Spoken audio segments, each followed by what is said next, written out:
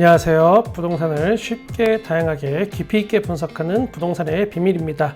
금리 폭등 이 부분이 현재 부동산 시장을 굉장히 어렵게 만들고 부동산 하락의 주범처럼 되어 있습니다. 물론 전혀 틀린 말은 아닙니다. 5억이 있는 사람은 10억짜리 집이 눈높이에 맞춰져 있고 또 10억이 있는 사람은 15억짜리 집에 눈높이가 맞춰져 있습니다. 전세도 마찬가지입니다. 5억 있으면 6억, 7억짜리 전셋집으로 눈이 갑니다. 그게 잘못도 아니고 그냥 자연스러운 그런 현상인 것 같습니다. 문제는 금리 인상으로 대출을 꺼리게 되면서 부동산 수요가 급감하게 됩니다. 결국은 공급자 입장에서는 스물스물 가격을 내리고 있는 상황입니다. 이런 상황으로 부동산이 계속 하락하고 있다 보니까 금리만 안정되면 부동산 가격이 다시 오를 거란 기대를 하는 사람이 은근히 많습니다. 과연 그럴까? 일단 간단하게 금리와 부동산의 과거에 대해서 살짝만 맛보기로 알아보겠습니다. 그러면 전체 부동산의 흐름과 금리가 다 보입니다. 지금 이 표현은 여러 가지 수십 가지의 이해관계가 얽힌 이야기를 그냥 단순화시킨 거니까 그 점 참고해 주시기 바랍니다. 자, 미국이 세계 넘버1입니다. 여러 이유가 있지만 본인 살겠다고 세계에 돈을 뿌려댑니다. 달러를 막 뿌립니다. 싸게 돈을 빌려줘서 경기가 활성화되도록 하는 겁니다. 그렇게 돈을 막 뿌려대니까 사람들이 그 돈을 막 받아서 투자를 시작하는데 다른 건전한 것보다는 제일 만만한 부동산에 막 투자를 합니다. 부동산 가격이 우리나라만 오른 게 아니고 이 시기에는 전 세계적으로 다 같이 막 올랐습니다. 미국도 엄청 심각한 상황입니다. 오죽하면 제롬 파월 미국 연방준비제도 FED 의장, 이 아저씨 굉장히 센 아저씨입니다. 이 아저씨가 집 사지 말라고 대놓고 말했습니다. 집값 너무 올랐다, 떨어질 거야. 그러니까 집 사지 마, 난 경고했다, 이겁니다. 그런데 어느새 중국이 또 막 커져서 미국의 대장자리를 막 슬금슬금 넘봅니다. 미국은 중국이 커지는 게 싫습니다. 내가 중국보다 더 크면 되는데 그게 어려우니까 그냥 중국이 작아지면 좋겠습니다. 그래서 사용한 여러 가지 시나리오 중에 하나가 금리 인상으로 나 말고는 다 작아져라, 다 죽어라, 이거 신공을 펼칩니다. 물론 우리나라도 덩달아서 작아지는 중이고 금리 인상은 피할 수 없게 되는 겁니다. 전 세계적으로 부동산 하락이 쭉 지속이 됩니다. 금리가 안정되면 부동산 거래가 될까?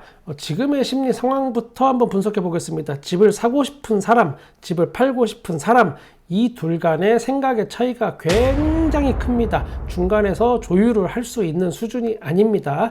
매수자 입장에서는 2018년 이전 가격으로 생각을 합니다. 그러니까 한 5년, 6년 전 이런 가격을 생각합니다. 대략적으로 대충 따지면 직전 부동산 최고가의 50% 수준이 적당하다고 생각합니다. 즉 10억짜리 최고가를 찍었던 집이면 5억이 맞다라는 게 대체적으로 매수를 하려는 사람들의 생각입니다. 그러면 팔려고 하는 사람, 매도자 입장에서는 어떤 생각을 할까? 직전 최고가가 내 집의 진짜 가격이라고 믿고 싶어 합니다. 지금의 상황을 인정하지 못하는 부분도 있고 또 더 이상 알고 싶어 하지 않는 부분도 있고 옛날에 그 꿀맛을 잊지 못합니다. 그러다 보니까 부동산 거래 자체가 거의 일어나지 않고 있습니다. 자, 금리 안정, 금리 안정 이러는 말들을 많이 하는데 금리 안정이라는 말의 정의를 한번 내려봐야겠습니다. 왜냐하면 이 부분이 사람마다 생각이 다 다릅니다. 어떤 사람은 금리 인상이 지금 상황에서 멈추고 더 이상 오르지 않고 쭉 가는 상태를 말하고 또 어떤 사람은 다시 옛날처럼 대출금리가 3%대로 내려가는 걸 안정화라고 말합니다. 첫 번째, 대출금리가 예전처럼 3%까지 내려가는 경우, 이 경우가 다시 오는 건 수년 내에는 거의 불가능하다고 생각하지만 그래도 혹시 모르니까 한번 알아보겠습니다. 왜 수년 내에 오기가 어려운가? 올해 말 그리고 내년까지 금리 인상이 예정되어 있습니다.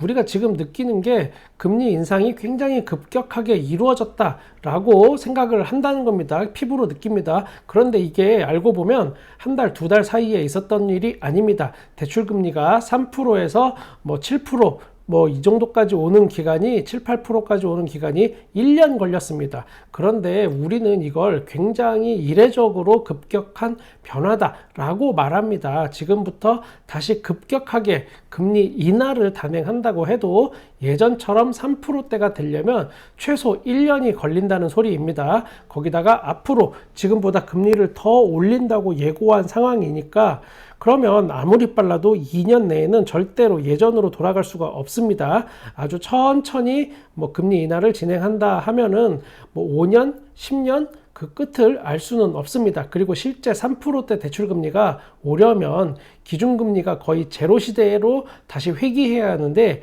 이게 가능할까? 라는 생각이 듭니다. 사실상 불가능하지 않을까. 그러니까 금리가 안정화되면 부동산 거래가 될 거라고 말하는 사람들의 말은 어쩌면 먼 훗날의 이야기입니다. 두 번째, 금리 인상이 멈추고 대출금리가 7%, 10% 사이에 안착하는 경우 저는 이 시기 또한 굉장히 길 수 있다고 생각합니다. 이런 말을 하는 분들이 계십니다.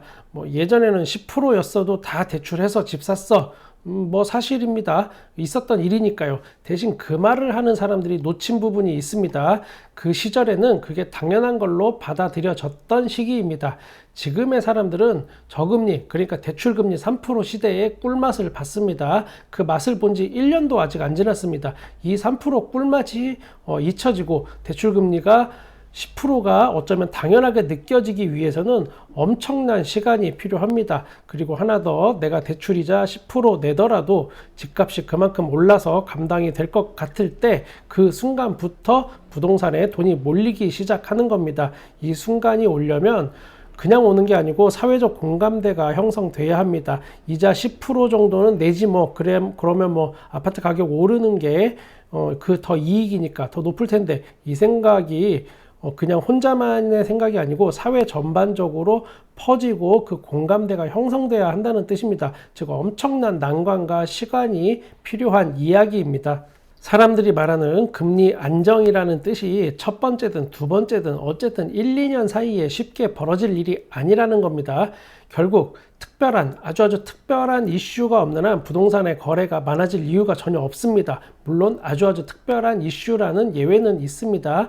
쉽게 말씀드리면 IMF급 국가적 재난이 왔다가 그걸 극복하는 과정 중에는 부동산 투기 수요가 폭발할 수 있습니다. 지금 경제 상황을 보면 불가능한 상황도 아닌 것 같습니다. 제가 경제 전문가는 아니지만 뭔가 엄청나게 불안해 보입니다. 50대, 60대, 70대 분들이 경제적인 지식이 많아서 부동산 시장에서 승자로 군림을 하는 건 절대 아닙니다.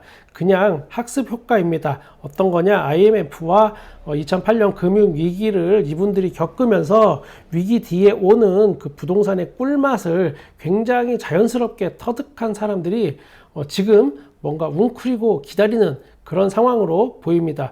그래서 부동산 하락을 오히려 즐기는 그런 알짜들도 있습니다.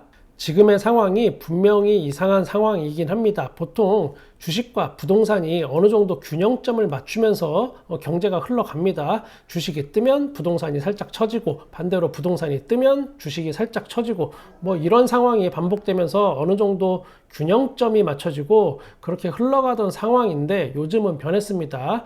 주식과 부동산 둘 다 주저앉습니다. 굉장히 이례적인 상황으로, 이런 경우는 글쎄 대한민국에 한 2번 정도 있었던 것 같습니다. 오일 쇼크 이런 시기 말고, 그 전 시기 말고 먹고 살만해진 순간부터 따져보면 딱 2번 생각납니다. 제가 부동산 중개를 하면서 매수인들의 자금 조달 계획서를 대행 신고해 주다 보니까 자연스럽게 알게 된 사실들이 있습니다. 큰 특징은 자금 출처의 내용이 크게 4가지로 분류됩니다. 기존 전세 보증금, 그 다음에 주식 채권 매각대금, 그 다음에는 증여나 상속, 금융기관의 대출액, 이렇게 돼 있는데, 이때 보면은 주식의 잔고가 많던 분들이 굉장히 많았습니다. 그러니까 주식 투자로 번 돈을 부동산에 다시 투자했다가 영끌족이 돼버린 사람도 있고, 여러 가지 경우가 있습니다. 그만큼 부동산 폭등기에는 되게 이상했던 게 주식과 부동산 두 개가 동시에 뜨던 그런 시기였습니다. 말씀드리다 보니까 다음 컨텐츠가 생각이 났습니다. 영끌족이 자금 세탁하는 법, 뭐 영끌족들은 젊은 나이에 돈이 어디서 났을까, 뭐 이런 컨텐츠 한번 이어가겠습니다.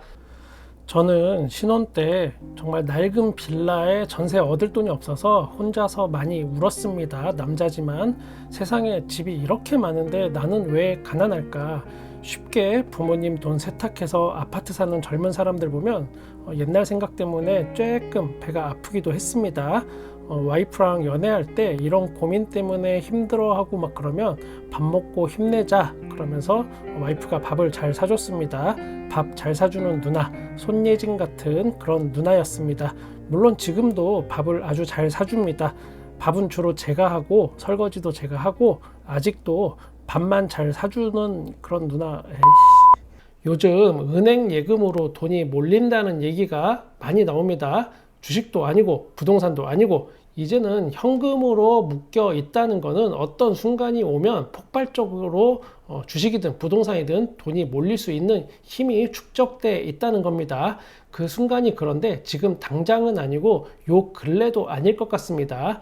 일단은 내년까지는 쭉 길게 보시고 잘 관망하면서 좋은 기회도 올 수 있으니까 찾아보면 되겠습니다. 저는 여러분의 부동산에 끝까지 함께 하겠습니다. 부동산에 손님들이 온다, 물리기 시작한다 이러면 또 제가 또 집 보는 사람 늘어났다 이러면 바로바로 올릴 겁니다. 그리고 실제 거래도 막 이루어져서 집값이 다시 오르고 있으면 그 상황 그대로 여러분께 알려드릴 겁니다. 구독과 좋아요 감사합니다. 부동산의 비밀이었습니다.